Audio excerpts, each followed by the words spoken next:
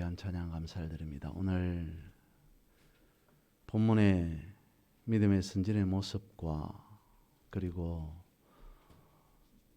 찬양이 어울리는 그런 느낌이 듭니다. 오늘은 청년 주일이죠. 성경 인물 속에서 청년의 때에 가장 굴곡진 삶, 청년의 때를 가장 힘들고 어렵게 살았던 사람을 말하라면 아마도 다윗이지 않을까 싶습니다. 속담 중에 이런 게 있습니다. Haste makes waste 라고 하는 말이 있어요. 알묘조장이라고 사자 성어도 있기는 합니다만 급할수록 돌아가라, 서두르면 망친다라고 하는 그런 의미입니다. 오늘 본문 속에 등장하는 다윗의 모습은 서둘지 않는 모습, 인내하는 모습, 그런 것을 보여주고 있습니다. 우리 집사님께서 찬양 드렸던 가사와 같이 그의 마음속에는 어쩌면 하나님을 향한 가장 높은 곳으로, 하나님이 계시는 그곳으로 나는 나아가리라 라고 하는 그런 마음에서, 믿음에서 서둘지 않는 그런 모습을 보여주었던 것이 아닌가 싶습니다. 주와 한 켠에 책 소개를 해두었습니다. 카우만이라고 하는 여자분인데요, 하나님께 더 가까이라고 하는 책 제목입니다. 영미권에서 누적 판매수 600만 부, 전 세계 15개 언어로 번역된 책, 무려 100여 년간 베스트셀러로 유지했던 책 중에 하나가 바로 카우만이라고 하는 분이 쓴 하나님께 더 가까이라고 하는 책입니다. 그녀는 남편과 함께 일본, 중국 등지에서 선교 활동을 합니다. 그러면서 자신의 삶 속에서 하나님께로 더 가까이 나아가고자 하는 믿음의 인생에서 느낀 점들을 일기 쓰듯이 써나간 묵상집이죠. 그 책 405페이지에 보면 이렇게 말하고 있습니다. 아버지여, 지금 당신을 만나러 갑니다. 오늘 하루의 삶이 펼쳐지는 이 들판에 어떠한 것도 당신의 거룩한 산으로 향하는 나를 붙들지 못할 것입니다. 당신의 부르심 앞에 가오니 당신께서 만나 주시리라는 확신이 내게 있습니다. 산에서 거룩히 시작한 아침이 있음에 나는 그날 하루를 강건하고 기쁘게 보낼 것입니다. 9월 나 사막을 건너는 날 9월 13일. 이분이 하나님께로 가까이 나아간 이유는 무엇이었겠습니까? 하나님을 만나러 간 이유는 무엇이겠습니까? 하나님의 부르심에 대한 응답. 그 부르심의 응답을 하면서 스스로 믿음의 인생, 믿음의 삶 속에서 솟아나오는 그런 엄청난 가슴 벅찬 일, 그것을 깨닫지 않았을까 싶습니다. 하나님의 말씀 따라, 하나님의 뜻에 따라 살아가는 믿음의 인생이라고 하는 것은 무엇인가 라고 하는 것을 하나님께 더 가까이라고 하는 그 책에서 우리는 느낄 수가 있습니다. 오늘 본문에 등장하는 상황은 그렇습니다. 다윗과 사울이 대치해 있는 상황입니다. 당시에 다윗은 20대의 청년이었습니다. 그는 한창의 나이인 20대를 자신을 죽이겠다고 쫓아오는 사울을 피해서 이리저리 도망다닐 수밖에 없는, 피신할 수밖에 없는 그런 삶을 살았던 사람이 다윗입니다. 그러던 어느 날 다윗 자신에게 기회가 왔습니다. 어떤 기회요? 사울을 죽일 수 있는 기회, 사울을 제거할 수 있는 기회가 왔더랍니다. 그런데도 다윗은 사울을 제거하지 않습니다. 절호의 찬스 기회가 왔음에도 다윗은 스스로 제동을 걸죠. 오늘 본문 10절 11절 말씀에 이렇게 말씀합니다. 여호와께서 살아계심을 두고 맹세하노니 여호와께서 그를 치시리니 혹은 죽을 날이 이르거나 또는 전장에 나가서 망하리라. 내가 손을 들어 여호와의 기름 부음 받은 자를 치는 것을 여호와께서 금하시나니. 다윗이 왜 사울의 몸에 손을 대지 않았는가라고 하는 것을 알려주고 있습니다. 오늘 본문의 핵심 구절은 이것이죠. 여호와께서 살아 계심을 두고 맹세하노니. 하나님께서 살아 계심에 내가 하고 싶은 그 욕심, 내가 어떤 일을 하고자 하는 그것을 내려놓는 다윗의 모습이 보이십니까? 오늘 본문의 말씀을 보면서 본문에 등장하는 다윗의 태도, 행동을 보면서 하나님께 더 가까이라고 하는 책이 생각이 납니다. 그리고 우리가 드리는 찬양 가운데도 같은 대목이 나오죠. 하나님께로 더 가까이라고 하는 찬양곡이 있지 않습니까? 하나님께로 더 가까이 가고자 하는 다윗의 모습을 본문 속에서 연상해 볼 수가 있습니다. 몇 가지를 찬양곡과 연결해서 한번 생각해 보면 첫 번째는 이렇습니다. 우리가 살아가면서 우리의 인생 속에서 우리에게 주어진 기회를 놓쳤다고 하지만 놓친 그 기회를 통해서도 하나님께서는 하나님의 뜻을 이루어 가시더라는 겁니다. 다윗에게는 오늘 본문이 아닌 그 앞에 사울을 없앨 수 있는 첫 번째의 기회가 있었습니다. 엔게디 광야라고 하는 곳에서 다윗은 사울을 죽일 수 있는 첫 번째의 기회가 있었음에도 다윗은 그때도 그렇게 하지 않습니다. 단지 사울의 옷자락만 베어낼 뿐이었습니다. 오늘 본문에서 다윗에게는 사울을 없앨 수 있는 두 번째의 기회가 온 것이죠. 그런데도 다윗은 역시 사울을 없애지 않습니다. 사실 다윗을 바라보면 두 번의 기회를 놓친 것은 아니었습니다. 그에게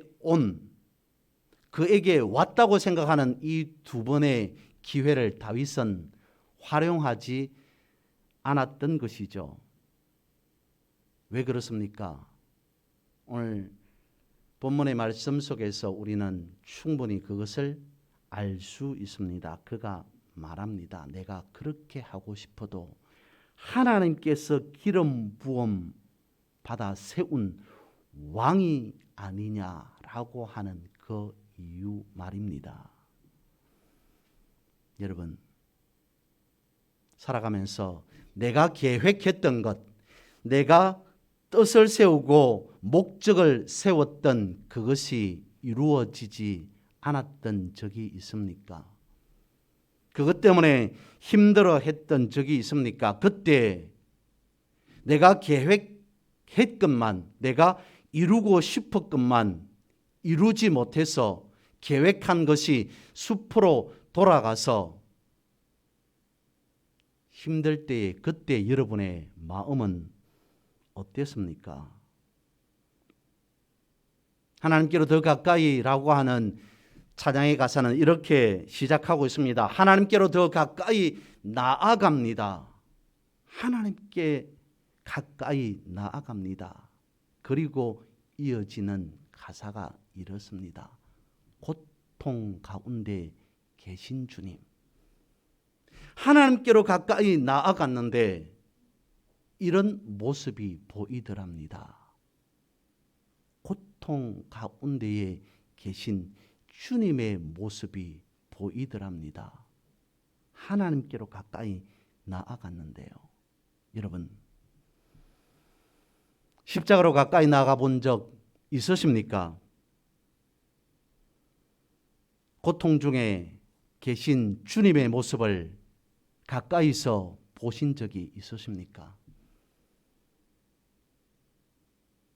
나의 죄, 나의 문제로 인하여서 십자가를 지시고 고통 중에 계신 주님의 모습을 바라보신 적이 있으십니까? 내 고통 모든 것을 다 안으시고 고통 가운데 계시는 주님을 뵌 적이 있으십니까? 그런 주님의 모습이 보일 만큼 주님께로 더 가까이 가본 적이 있으십니까? 아마도 다윗은 그랬을 겁니다. 마음 같아서는 지금이라도 당장 사울을 없애야지. 다윗의 마음 같아서는 충분히 그랬으리라 짐작이 되어집니다. 그래서 아마도 다윗은 그런 마음을 먹었을 것 같아요. 내가 손에 칼을 들고 당장 다윗의 심장을 겨누리라. 그런 마음을 먹는 순간 자신 앞에 사울이 누워있는 잠에 든 모습을 보면서 그런 마음을 먹는 순간 소스라치게 놀라진 않았을까요? 내가 사울을 죽이리라 라고 마음 먹었던, 그러면서 사울을 바라보는 그 순간 고통스러워하는 하나님의 모습이 사울의 잠든 모습과 겹치진 않았을까요? 다윗은 아마도 그랬다면 소스라치게 놀랐을 겁니다. 내 마음 같아서는 지금이라도 당장 사울을 제거해버리고 홀가분한 마음으로 살았으면 좋겠는데, 그랬다가는 나는 홀가분해질지는 모르겠으나 내가 사울을 죽인 것으로 인해 하나님께서 고통스러워한다면 그것은 해서는 안 될 일이지 않느냐. 그것을 오늘 본문에서는 이렇게 말씀하고 있습니다.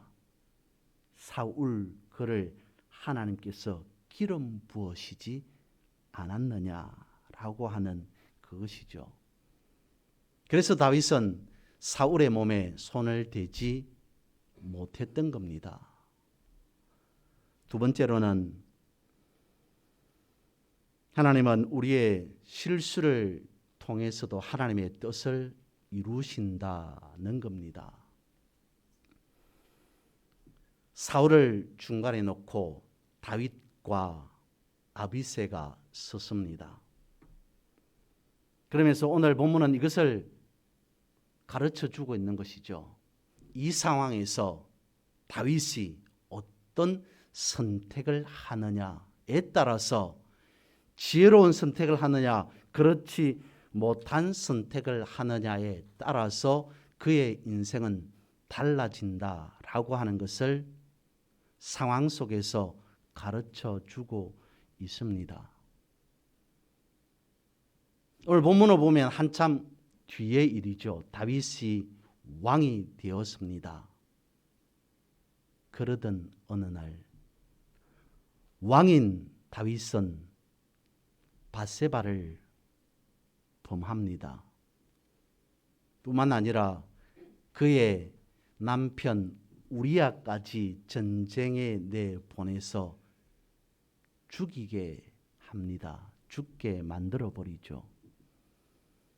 다윗의 일생에서 가장 큰 실수, 아니 하나님 앞에 가장 큰 범죄를 저지르게 됩니다. 씻을 수 없는 죄악이었던 것이죠. 그런데 여러분, 그런 범죄를 통해서 태어난 아들이 솔로몬입니다. 이것이 이해가 되십니까? 하나님의 법대로 한다면 다윗은 엄청나게 큰 벌을 받아 마땅합니다. 그런데도 그 일을 통해서 하나님께서는 솔로몬이라고 하는 성경상의 역사상의 전무후무한 지혜의 아들, 지혜의 왕이 태어나게 한 이 사실에 대해 이해가 되십니까? 하나님은 다윗을 용서해 주셨습니다. 그 뜻으로 지혜의 아들 솔로몬을 탄생시키는 거죠. 이것은 이런 겁니다. 우리는 죄인입니다. 우리는 죄인이었습니다. 그런데 하나님께서 우리를 용서해 주셨습니다. 원래 구약의 하나님의 법대로 한다면 우리는 죽어 마땅한 죄인이었습니다. 그럼에도 불구하고 하나님은 우리를 심판하시지 아니하고 우리에게 예수 그리스도를 보내주십니다. 다윗이 범죄하였습니다. 죽어 마땅한 죄를 지었음에도 오히려 하나님께서는 그의 후손 중에 솔로몬을 보내주셨습니다. 그 솔로몬이 어떤 사람입니까? 솔로몬의 혈통을 통해 예수 그리스도가 나셨던 겁니다. 우리가 죄인이었습니다. 그런데 하나님은 우리를 용서해 주셨습니다. 예수 그리스도를 우리에게 보내주셨습니다. 우리의 죄를 사해 주셨습니다. 죄인일지라도 하나님께 나아가면 용서해 주시는 하나님, 그것을 성경은 우리에게 가르쳐 주고 있는 것이죠. 하나님께로 나아갑니다 라고 하는 그 찬양의 두 번째 가사에는 이렇게 되어 있습니다. 변함없는 주님의 크신 사랑. 다윗이 지혜로운 아들 솔로몬이 태어난 걸 보고 무엇을 깨달았을까요? 하나님께서 자신에게 엄청난 큰 벌을 내릴 거라고 생각했겠지만 하나님은 그런 다윗을 용서해 주십니다. 그런 걸 경험한 다윗, 그에게 있어서 하나님은 그야말로 경외심이라고 하는 그 한마디로 말할 수 있지 않을까 싶어요. 그 이전에 다윗은 어땠는지 모르겠으나 그런 일이 있고 난 이후 다윗에게 있어서 하나님을 바라보는 시각은 남달랐을 겁니다. 두렵고 떨리는 마음으로. 하나님은 무서운 분이라고 생각했겠지만 그러나 그렇지 아니하고 진실로 저 마음에 밑바닥에서 올라오는 경외심, 그것으로 다윗은 하나님을 바라보지 않았을까 싶습니다. 그런 아들 솔로몬이 나중에 어떻게 합니까? 아버지 다윗이 그렇게 소원했던 다윗의 일생에서 어쩌면 하나님 앞에 덕죄한 그것으로 인해 사죄하는 뜻으로, 어쩌면 사죄하는 마음으로 성전을 짓고자 하였습니다. 다윗은 짓지 못하였습니다. 그의 아들 솔로몬이 성전 건축을 하게 됩니다. 하나님께서 이루고자 하시는 그 큰 사랑이 얼마나 큰지 우리는 다 헤아릴 수가 없다는 것이죠. 세 번째로는 이것입니다. 우리가 살아가면서 우리에게 주어진 현실을 바꾸고 싶으나 바꿀 수 없는 현실을 통해서도 하나님은 하나님의 뜻을 이루어 가신다는 겁니다. 오늘 본문의 상황을 다윗의 입장에서 다시 한번 생각해 봅니다. 예전에도 다윗 자신 눈앞에 사울이 있었습니다. 마음대로 한다면 충분히 사울을 제거할 수 있었을 겁니다. 그런데 그런 일이, 기회가 한 번뿐인 줄 알았지만 다시 한번 또다시 다윗에게 그와 같은 기회가 왔습니다. 어떤 기회요? 복수할 수 있는 기회. 분명히 다윗에게 그것은 기회일 수밖에 없습니다. 한 번, 두 번 그것이 거듭됩니다. 그러면 첫 번째는 모르겠으나 두 번째는 이것이 나에게 주어진 기회이겠구나 라고 생각하고 사울을 제거할 수도 있었을 겁니다. 그랬다가는 어떻게 되었을까요? 그런데 다윗은 그렇게 하지 않습니다. 생각해 보십시오. 좋은 기회는 분명 아니었습니다. 좋지 못한 기회가 반복됩니다. 한 번, 두 번. 그것은 어쩌면 하나님이 주신 기회가 아닌 사탄의 계략, 장난일 수도 있었다는 거죠. 다윗과 하나님과의 관계를 떨어뜨리고자 하는 사탄의 계략일 수도 있었다는 겁니다. 그래서 다윗은 그걸 실행에 옮기지 않습니다. 하나님께로 더 가까이 나아가기 위해. 여러분, 인생에서 하나님과 상관없는 그런 삶을 살아가는데도 재물이 차고 넘치는 인생 삶을 보셨습니까? 그게 과연 축복이겠습니까? 살아가면서 굳이 열심으로 믿지 않는데도 불구하고 삶이 형통한 적이 있습니까? 그러면 그것이 좋은 일이겠습니까? 하나님께로 가까이 나아가는 걸 방해하는 그런 일들은 축복일 수가 없습니다. 설령 그것이 사람들이 보기에 좋은 일이라고 여기더라도 마찬가지겠죠.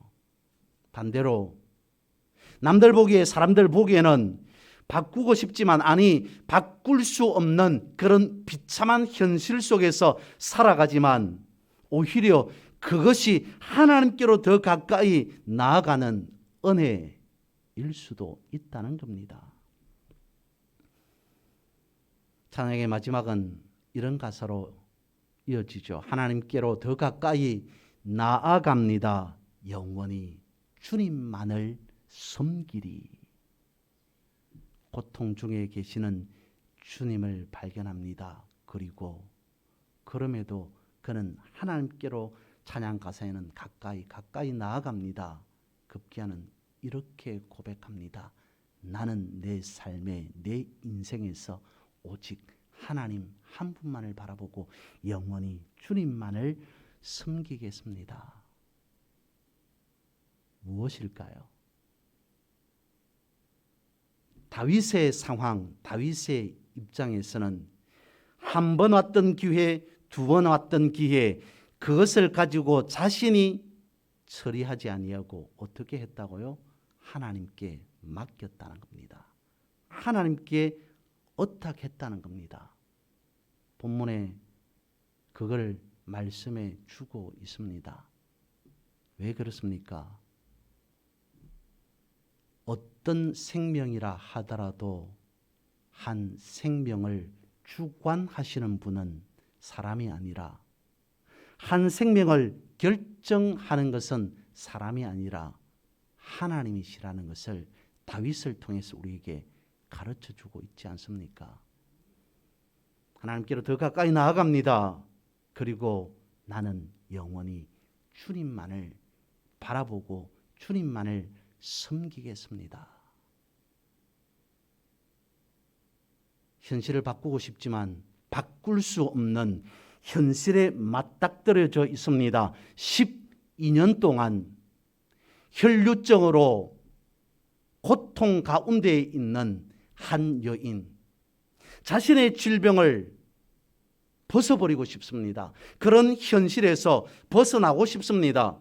치유되고 싶어요. 회복되고 싶습니다. 그러나 현실은 그렇지 못합니다. 자신은 바꾸고 싶지만 바꿀 수 없는 현실이 수십 년간, 십수년간 이어집니다.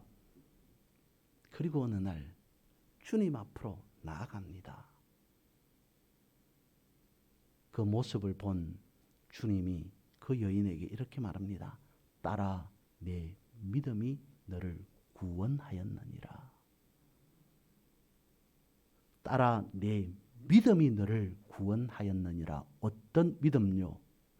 주님께 내 삶을, 나는 현실을 바꾸고 싶지만 바꿀 수 없는 그 현실을 주님 앞에 의탁하였을 때, 내 현실을 나에게 의탁한 그 믿음을 바라보고 내가 너를 고치노라, 내가 너를 치유하노라, 내가 너를 회복하노라. 딸아, 내 믿음이 너를 구원하였느니라.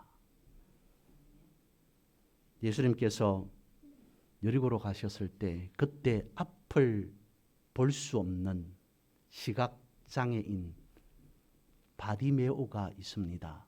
그도 역시 주님 앞에 나아갑니다. 그때 바디메오에게도 주님께서 똑같이 말씀하셨습니다. 내 믿음이 너를 구원하였느니라. 그도 역시 앞을 볼 수 없는 시각장애인이었기 때문에 자신의 평생에 소원이 있다면 그것은 눈을 떠서 세상을 바라보는 것이었을 겁니다. 도대체 세상이 어떻게 생겼는지, 낮은 어떻고 밤은 어떻는지, 이 세상은 어떻는지, 나 외에 나뿐만 아니라 다른 사람은 어떻게 살아가고 있는지 뜬 눈으로 한번 바라보는 것이 그의 평생의 소원 아니었겠습니까? 그럼에도 그는 그 현실을 바꿀 수 없었습니다. 그러다가 주님 앞에 나아갑니다. 그 모습을 본 주님께서 바디메오에게 말합니다. 내 믿음이 너를 구원하였느니라. 바꾸고 싶은 현실이지만 바뀌지 않을 때 우리는 하나님께로 더 가까이 나아가야 됩니다. 그리고 그것을 하나님께 맡겨야 한다는 겁니다. 분명 오늘 본문의 상황에서 아비새는 다윗을 바라보고 바보라고 했을 겁니다. 자신이 그런 상황에서, 자신이 그런 현실에서 벗어날 수 있는, 바꿀 수 있는 기회가 왔음에도 그렇지 못한 다윗을 바라보고 아비새는 분명 바보라고 했을 겁니다. 그런데 다윗은 무엇을 선택합니까? 사람으로부터, 남으로부터 바보 소리 듣더라도 하나님으로부터는 박수 받을 수 있는 그 기회를 선택하였더라는 것이죠. 우리는 이 말씀을 기억해야 할 것입니다. 하나님을 사랑하는 자, 곧 그 뜻대로 부르심을 받은 자에게는 모든 것이 합력하여 선을 이루신다는 말씀 말입니다. 하나님을 사랑하는 자, 곧 그 뜻대로 부르심을 입은 자들에게는 어떻다고요? 모든 것이 합력하여서 선을 이루게 된다. 그러면 그 모든 것이라고 하는 것은 무엇이겠습니까? 나의 잘남 뿐만 아니라 나의 못남, 내가 가지고 있는 장점뿐만 아니라 내가 갖고 있는 단점, 내가 다른 사람에게 드러내 보이고 싶은 것뿐만 아니라 감추고 싶은 것, 내가 성공한 것뿐만 아니라 실패한 것, 내가 희망과 소망을 품고 살아간 것뿐만 아니라 낙심절망한 것, 이 모든 것들이 다 합력하여서 하나님 앞에 선을 이루게 되더라 라고 말씀을 하고 있습니다. 이런 믿음의 마음으로 나아가는 자는 이 말씀을 또 기억하는 것이죠. 너는 내게 부르짖으라, 내가 응답하겠고 내가 알지 못하는 엄밀한 일을 내게 보이리라 라고 말씀을 하고 있습니다. 너는 내게 부르짖으라, 내가 응답할 것이다. 그 응답이 우리가 상상하지 못한 엄청난 비밀한 엄밀한 일일 것이다. 스데반이 순교를 하다가 사람들로부터 박수 갈채를 받고 마지막 하나님의 부르심을 받아도 얻어야 할 건데 돌에 맞아 죽어가고 있습니다. 하나님의 말씀, 복음을 증거하다가 그것도 비참한 마지막 생을 보내게 됩니다. 기독교는 끝이 나겠구나, 끝이 났구나 지켜보는 사람들은, 돌을 던지는 사람들은 그랬을 겁니다. 스데반만 죽이면, 스데반만 없애면 복음은, 기독교 복음은 없어지겠구나. 그런데 그런 모습을 옆에서 지켜본 사울이라고 하는 청년이 있었습니다. 그의 두 눈으로 똑똑히 복음을 전하다가 돌에 맞아 죽어가는 스데반, 그를 사울이 지켜보고 있었습니다. 그 모습을 본 사울이 변화되어서 회심하여서 회개하고 땅끝까지 이르는 주의 말씀을, 복음을 증거하는 데에 가장 큰 역할을 하게 됩니다. 너는 내게 부르짖으라, 내가 내게 응답하겠고 내가 알지 못하는 크고 엄밀한, 크고 비밀한 일을 내게 보이리라. 스데반만 없으면 기독교 복음이 없어지는 줄 알았는데 그것이 아니더라. 이게 크고 엄밀한 비밀한 일 아니겠습니까? 다윗은 20대의 청년의 고통스러운 삶을 살아갔습니다. 현실에서 벗어나고 싶고 또 벗어나고 싶었을 겁니다. 기회만 있다면 사울을 없앨 수 있겠는데, 나에게 기회가 주어진다면 사울에게 복수를 하고 마음 편하게 살고 싶은데 그런 생각 왜 들지 않았겠습니까? 그런데 그에게 온 한 번, 두 번의 기회를 쓰지 않습니다. 놓아버립니다. 하나님께 맡겨버립니다. 생명의 주관자는 하나님이시다 라고 하는 믿음의 고백으로 내가 사울을 없애기보다는 사울의 생명을 주관하시는 하나님께로 이 일을 통해서 오히려 더 한 걸음 더 가까이 나아가리라 라고 하는 그 믿음의 고백에서 그랬던 것이죠. 여러분, 성경은 우리에게 가르쳐주고 있습니다. 모든 것이 합력하여서 선을 이룰 것이다. 지금 우리가 고민하고 있는 것, 힘들어하고 있는 것, 어려워하고 있는 것, 나뿐만 아니라 가정뿐만 아니라 교회뿐만 아니라 이 나라 이 사회뿐만 아니라 전 세계가 어려워하고 고민하고 힘들어하는 것, 성경은 말씀하고 있습니다. 그 모든 것이 합력하여 선을 이루게 될 것이다. 합력하여 선을 이루어 나가는 하나님의 놀라운 섭리, 그 역사하심을 바라보고 날마다 승리의 삶을, 믿음의 삶을 살아가는 여러분 되시기를 주님의 이름으로 축복합니다.